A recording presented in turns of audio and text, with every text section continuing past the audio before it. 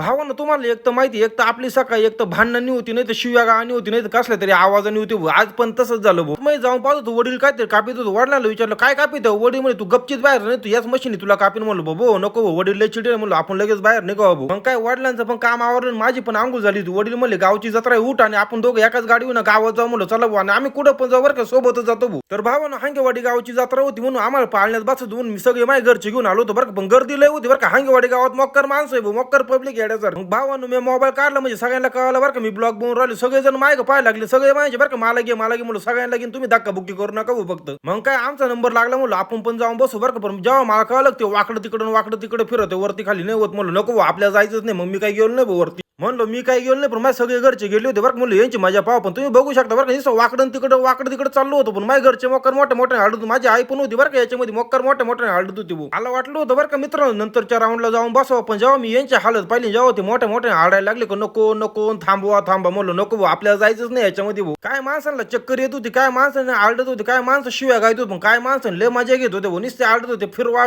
जोरात फिरवा म्हणलं आयला यांची मजा आहे भाऊ. काय काय नाही काय माहिती. तर इकडून आलो बरं का खाली नंतर तू पिक्की माऊस होता म्हणलो या पिगी माऊस मध्ये जाऊन आपल्या चढून द्या नाही काय माहिती. पण तो माझा भात चाललो होता बरं का माझा भात दुसऱ्या साईडने चाललो होता. नंतर मी काय पाळण्यामध्ये बसलो नाही म्हणलो आयला चला भाऊ आता मुंबईला जाऊ आपण ट्रेन मध्ये बसून लगेच दादरची ट्रेन पकडली लगेच मुंबईला निघालो बरं का आम्ही थांबलोच नाही भाऊ.